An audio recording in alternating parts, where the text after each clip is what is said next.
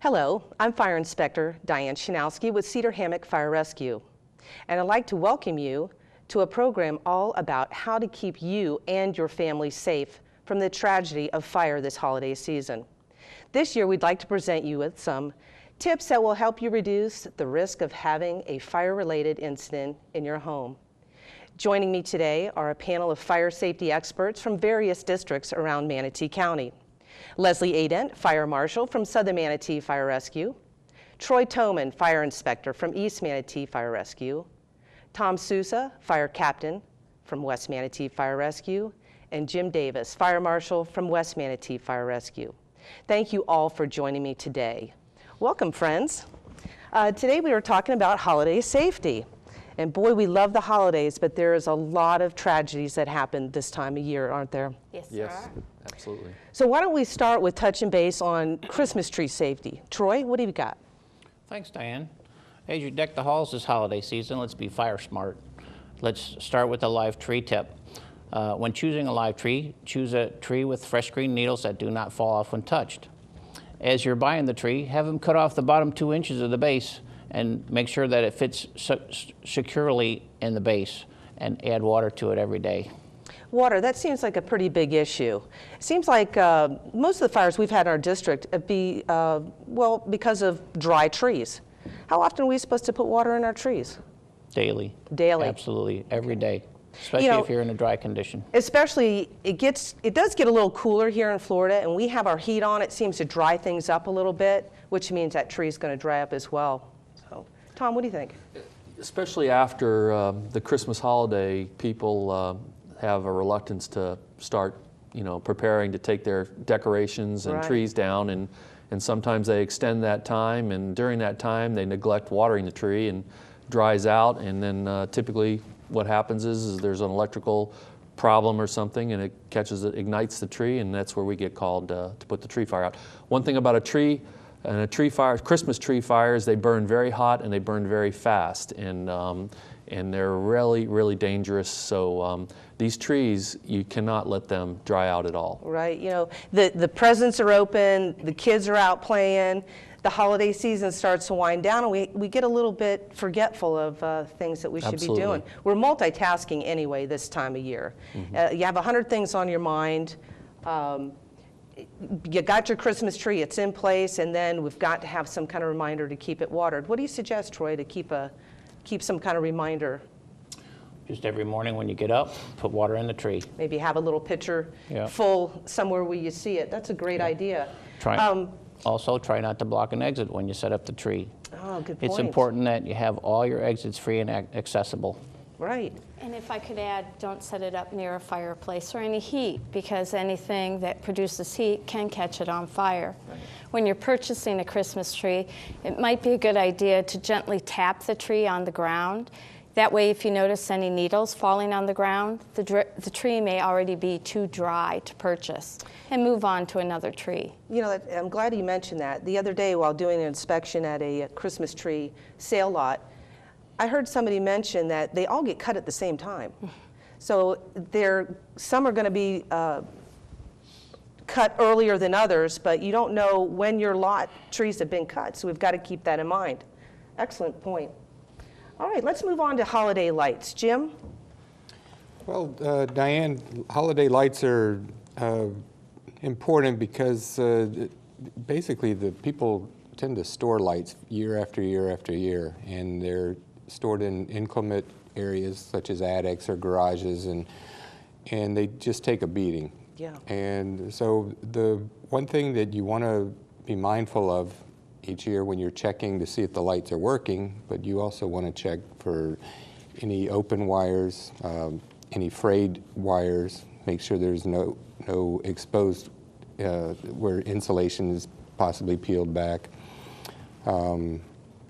and the glass from the bulbs as well. That's great point. Can I make another point about Sure. the lights? Some of these lights have built-in fuses in these lights that periodically will blow, and there's a reason that they blow is because possibly there's a fray or a short in the wire.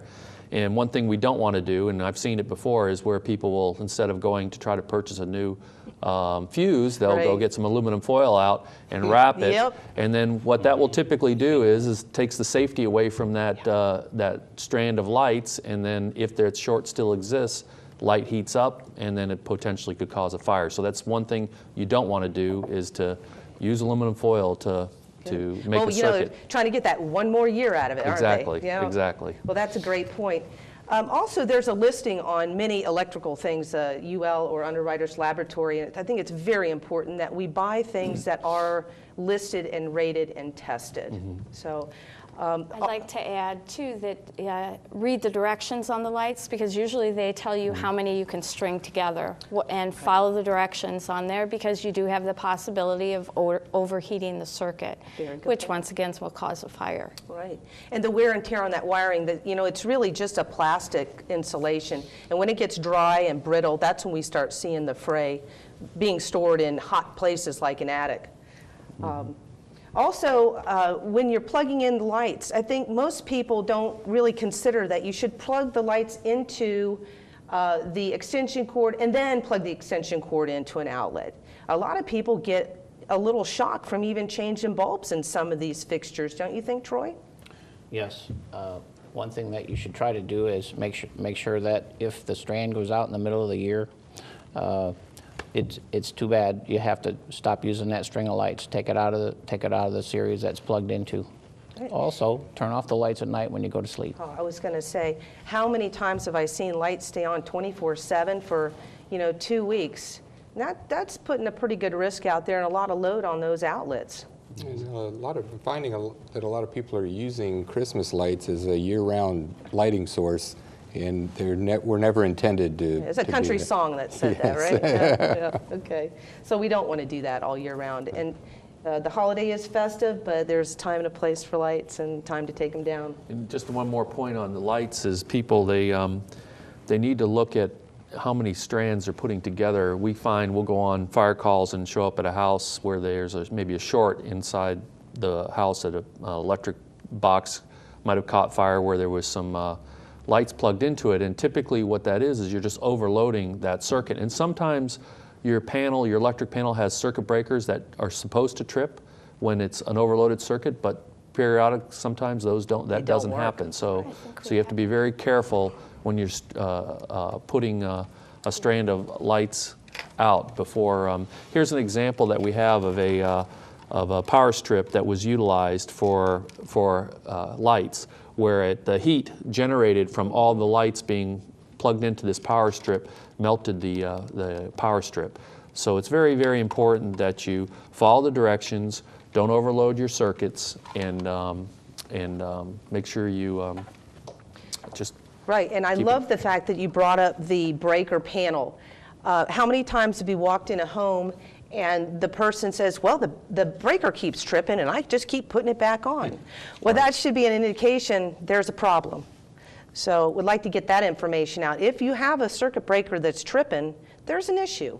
Right. So, okay, wonderful. All right, let's segue into some decorations. Tom, since you're on the floor, let's roll into flammable and fire-resistant decorations. Yeah, decorations, everybody has decorations around the house. They decorate the tree with tinsel and a lot of artificial type decorations that you can purchase readily at any store in town. Important thing when you're purchasing decorations, you want to make sure that they're non-combustible decorations and they're flame-resistant type decorations. And most of these decorations have labels on them or on the box where you can read the label for the box, and make sure you find that on the decoration. Another thing about decorations now, they make them in such a way that they're very enticing to small children as far as how they look, the appearance. And if you do have decorations and you have small children, be very careful on where you place those decorations. If a child can access a Christmas tree that has decorations that are, potentially looks like candy, they might want to grab those decorations and try to ingest them. Other thing about decorations is you want to keep them away from any type of open flame in the event, because they potentially, even though they're flame resistant or non-combustible, they still, with enough heat, can potentially melt and burn and possibly injure somebody. Yeah. So decorations, you just need to be careful where you place them and how you place them, electrical connections, things like that. Right, you know, back in the day, they used candles on Christmas trees. You know, fortunately, we've moved away from some of these hazards, unfortunately, because of tragedies. But I think the public is getting better and better at their prevention and safety during the holidays. Leslie, what do you have to add when it comes to decorations? You also have to think about your animals, keeping them away from your animals. They fall on the floor and possibly chew them up. And if you have animals, consider what you're putting out. They could get sick, and you could have a problem with any pets that you might have at your home at the time. Right. Very good. Troy, you have anything to add? No, not really. I caught you, didn't I? Everything's been covered very well. We are pretty good at this. One thing that's not really considered decorations, but it is a potential problem, is after Christmas, when everybody's done opening their packages, the wrapping paper on these packages can be highly flammable. Oh, yes. And it's very important that you take care of your wrappings, you know, the wrapping paper after the presents have been opened, and put them away and secure them, either, you know, put them out in the trash or get them out away from anything that potentially could cause a fire. So that's important to, you know, not leave your wrapping paper around where it potentially could start a fire. It doesn't seem sometimes, you know, people that have fireplaces, the Christmas tree and presents always seem to go up somewhere in the vicinity of the fireplace. You know, it's warm, it's cozy, that's where you want to be, it's very Christmassy. But you're right, if things start moving that way and embers start, you know, the screen's not up in the fireplace, definitely a potential for a hazard there. So. It's also a good idea not to burn the paper in that fireplace. Very good. We're really conscious of recycling now. Right. So you have the opportunity to recycle the paper or reuse it. It's a good idea to do that instead of placing it in the fireplace and burning it. Good luck with that if you have kids, right? Everything gets torn to shreds, so you can use it for confetti perhaps, right? All right, how about candle safety? People love candles at the holidays. During the holidays, I should say. I mean, it seems like places I go to parties, everybody has, you know, a candle in every room with a different scent. Right. Yeah, I've noticed people, you know, with much like Christmas lights, they're getting very creative with candles too. And it's funny that you mentioned that we used to put, you know, I mean, I've never done it myself, but they used to put candles on Christmas trees. Right. And I cannot imagine that combination today, but most of the candle fires that we see today are basically due to unattended candles. And what I tell kids from kindergarten on up to adults is that a candle is an actual fire. It's a very hot fire, even as small as it is, and never leave it unattended. Right. And again, with the pets, the tail. A cat, you know, especially. cats, they jump around. Absolutely. Yeah, it's always candle with care. Candle with care. Blow them out. They seem to believe that because it's in a glass container that they're safe, when actually if you leave a candle unattended for a period of time, that glass container gets very hot. And what happens is it breaks the glass and the wax comes out and you have a fire. It's a very leading cause of fires in our district. Sometimes they leave them everywhere from the bathrooms to the bedrooms, and it's unattended. Curtains, anything nearby. And let's not forget, too, candles are an important part of religious ceremonies or different cultures. So it may not just be for a festive, it may be for, you know, a religious purpose. So we still have to be very cautious with them. We've got a couple examples out here of some these actually are flaming. Yes, non-flaming candles. They have the illusion of burning. They're a little bit different than some of the ones that are currently in some of the markets. And these are actually designed probably 50 years ago and are in some of the amusement parks right now, because they have a ambiance of flickering. Right, and right it's now. just an on and off switch, right? Yes, it is. They're battery operated, and you can shut them off. So it's a very nice way to still have a candle, but yet be fire safe. Yeah, I like that. And you know, we were talking about buying these again, a listed product. And Troy, I know we've talked about ordering things through fire prevention materials, and there is a plethora of places you can order things from that may not be listed as for a safe product. So again, be careful, right? So you should treat a battery-operated candle just like you treat a real candle with live fire. They have all the ability to create a problem and start a fire. Power source, right. Very good. Okay. Love candles, but we've got to remember to be safe with them. All right, this is one of my favorite topics for the holidays, cooking safety. Cooking safety, yes. Cooking fires are the leading cause for fires in the United States. I think I can speak for the panel. It is the leading cause for fires in Manatee County. We've all been on cooking fires, unattended cooking where somebody forgot the pot was on the stove or in the oven. And basically, you need to stay. When you have a pan on the stove, stand by your pan. Stay with it. Keep a timer on that would remind you that you have something in the oven or on the stove. Keep pets and children away from the area, a 3-foot area away from the stove when you're cooking. Try to keep any rugs away from a tripping hazard. If you have a fire, you turn off the power. It's very important to shut off the heat source. Turn it off. If it's on top, put a lid on it. Put a lid on top of the pan. Always call 911. You know, there is no charge for us coming out, and you know, we will assist you with getting the smoke out of the home. If the fire is in the oven, keep the door shut. It's important to keep that smoke in there, stop the oxygen from going into the fire. Same thing with your broiler. I think a lot of us have had a lot of broiler fires where occupants have accidentally stored something inside and forgot that they have put the Tupperware or the grocery bags inside the broiler, and it has started a fire. So it's important, especially with the gas stoves, not to use that area for storage. I know, we have so much room in our kitchens throughout the year except for the holidays. And for some reason, we need more space because we're cooking up a storm, right? Yeah, last year I think we had 2 or 3 in our district where people, you know, turn on the stove and then start smelling and they, oh, my Tupperware's in there because I had nowhere else to put it. So we arrive and, you know, the guys have already carried the stove outside, you know, so we've seen some pretty... I'd like to add, don't forget your deep fat fried turkeys. People, take that away from your home. Take it out in your driveway and a non-combustible surface. Don't do it on your outside deck where it's wood. Good. And be careful because that's nothing but a big pot full of fuel. And if you dump it over... frozen turkeys and hot oil do not go well together. There's plenty of good videos on YouTube for that now. Well, there sure is.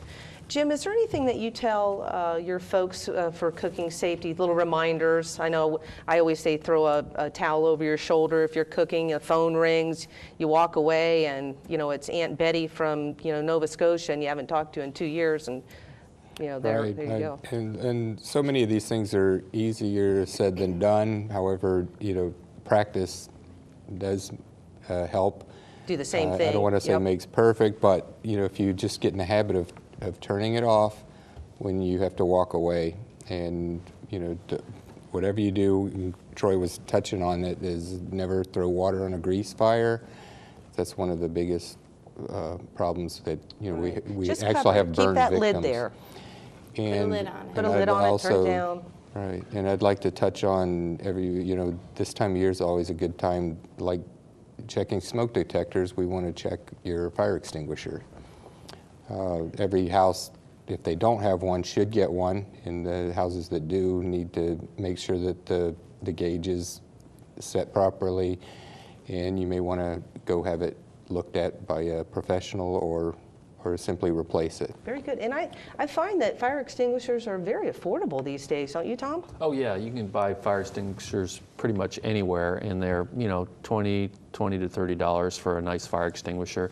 And 5-pound is probably a standard good kitchen size type fire extinguisher, and it'll put out a lot of fire. So, but the most important thing is that you can contact the fire department to get training in using that fire extinguisher.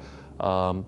But make sure, you know, one thing we want people not to do is to try to fight the fire before they call 911. You want to make sure you call 911 first, and then if you want to attempt to fight the fire, then you would go ahead and do that. But and always leave a way out. right. You know, don't turn Right. your back on that fire. If you're going to use Right. that extinguisher, be by an exit, because if fire progresses very quickly. And I know there are many people that have not experienced that. But again, there are many videos, including Christmas tree fires, living room fires, that show how fast these fires progress.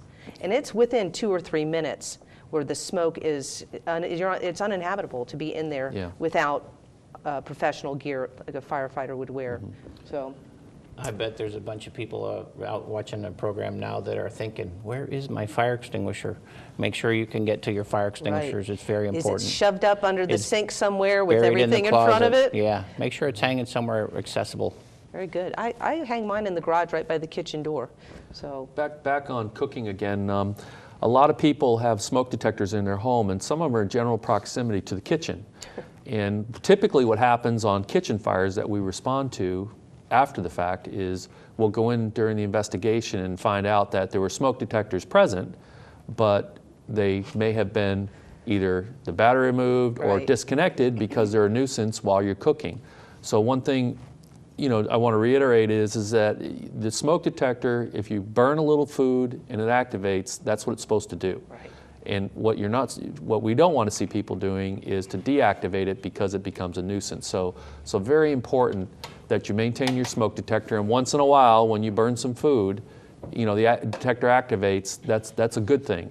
But please do not deactivate a detector because it's in close proximity to your kitchen. So Leslie, what do you have here? I brought some examples of smoke alarms. Smoke alarms are only good for 10 years. It doesn't matter what type they are, battery operated, hardwired. You have to replace them. There's different types of smoke alarms out there. There are some that you can put closer proximity to the kitchen so you don't have those types of Not as nuisance. sensitive, right. Yes, and they have hush buttons located on them now, so that actually when you set it off, you can press the hush button and it will deactivate it for like 5 minutes. Oh, wow. And it will reactivate itself. But they need to be replaced after 10 years. Some of the newer brands out there have a 10-year lithium battery inside of it, so you won't have to change your battery for the life of the detector. If it starts beeping, it means that the power is low and you need to replace the battery. Many times you've heard of, say, change your clock, change your battery. Right. With the new type of detectors that are out there, you would be actually changing the detector. I kind of like to call this the life of a smoke alarm. Looks like you have that in some kind of a Yes. particular order. Yeah, it kind of is, because this is usually, and we've all seen them like this, basically one of the first things affected by a fire is one of the things that can save your life. They're made out of plastic, so heat and smoke rises, and what happens is it starts to melt your detector. These two examples on the far end here were actually still working when we walked into the home. They were still beeping. They were up on the ceiling. We hadn't actually installed them because we have a program where we install smoke alarms for free. So they were actually still working in this condition. As you know, most of the time we find them on the floor after they've fallen off of the ceiling. But it doesn't matter what type they are. They need to be replaced after 10 years. They're installed inside and outside of every sleeping area and on every level of the home. So if you have a 2-story home, you'll have them upstairs and downstairs, basically, and inside and outside of the sleeping areas. As you mentioned earlier, codes have changed. A lot of the homes, and back when we started, we installed them in the path of egress, which was hallways, so you could get out. But now, since you don't smell when you sleep, they want them inside and outside of the sleeping areas. They're also interconnecting. I think that's the best thing that they could have come up with. And there are now some out there that are wireless that talk to each other. New construction, they're interconnected smoke alarms, which actually talk to one another. And so if there is a fire on the opposite side of the house, all the alarms go off. There's some technology out at some of the local department stores where they're wireless, so they've picked it up. So you can go there and check them out, And just remember that 10 years, no matter what type of alarm it is, you need to replace them. So that's a good benchmark. You know, these wireless interconnected detectors, it makes it nice because people don't have to go through a lot of big cost for the construction to wire their house with them. But I think the biggest thing is when you see things on the news where children don't wake up when the smoke alarm is sounding. And like you said, if we have a split level home and one detector's going off but the parents don't hear it, that's when we find the fire progressing and then it's too late. So. The jury is still out on that. They're trying to come up with technology, but we all know a sleeping child, when they're in that zone, they're out and they're not going to wake up. There are some talking ones that you can record your voice on. Like the parent's voice. Yes, and that may work on some of them, but you always need a plan. That escape plan is so important, you know, on how you're getting out, where you're meeting, that special meeting place outside. What you're going to do if the house catches on fire, and it's a family affair.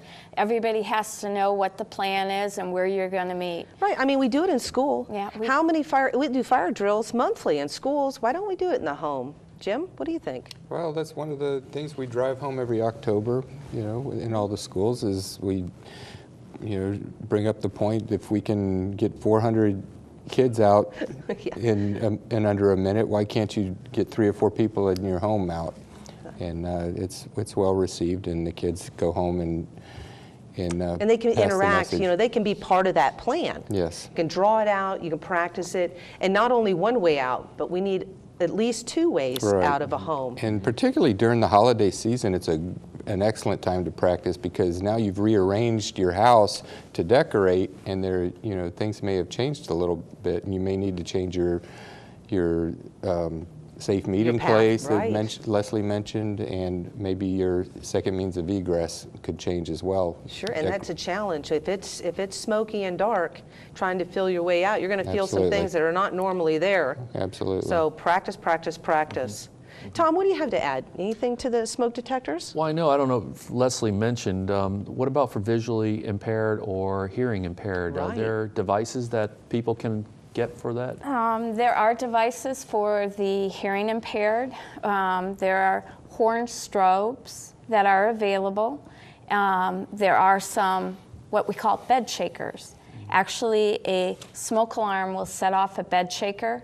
It kind of looks like an alarm clock with a mouse from a computer attached Yes, to it. goes under the and pillow? It goes under the pillow, and it will actually shake and vibrate, and it screams very loud, fire, fire, and it has multi-languages. There's different types available, and a good place to search for that is on the web.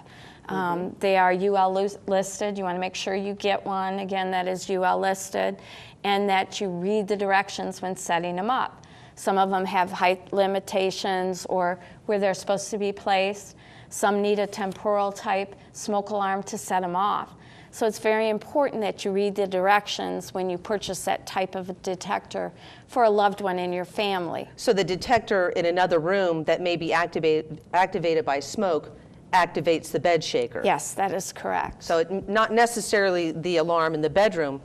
Whatever alarms you have, it's to wake up the person in bed. And let me tell you, that bed shaker works. Yes, it That does. whole bed is shaken. Yeah. So that's terrific. It's a unique device. Yes, that it is. They're very difficult to find. And so that's why you might have to do a little research on it when looking to purchase those. But the horn strobes are also available. And those are also a smoke alarm inside the horn strobe. Very bright light. They need electricity. They have a 9-volt battery, and they have to be plugged in. The reason for that is because the light is so bright, the battery cannot support the power it needs for turning on that strobe light. Because that light really will flash. You see it from several rooms with the reflection. It is. Right? It definitely makes an impression. Okay, awesome. Well, we've covered a lot of things today. Does anybody have anything that they're just dying to say? We go down the list pretty well. That's a yes. Yeah. No, just the holidays. We just, as far as the fire response goes, I mean, our call volume increases over the holidays. for just about everything that we've spoken about tonight, today. And so it's important that we, you know, real aware of being safe and as far as everything we do to prepare for the holidays, you know, and cooking and getting your decorations and your trees and what have you. And hopefully it'll decrease in the number of calls that the firefighters have to respond to if we're safer in how we prepare our house for the holiday season. So hopefully this, you know, information can help someone as far as you know, getting their house set up and prepared for the holiday season and everything. Anybody that viewed in today will get a lot of tips, and a lot of people know what we're talking about, but it's a good reminder, don't you think? Yeah, oh, absolutely. Unfortunately, we're out of time for this program. We hope you gained some valuable fire safety tips from our local fire officials. I'd like to thank METV for producing this program and all of our viewers for watching. I'm Inspector Diane Chrzanowski, wishing you a safe and happy holiday season.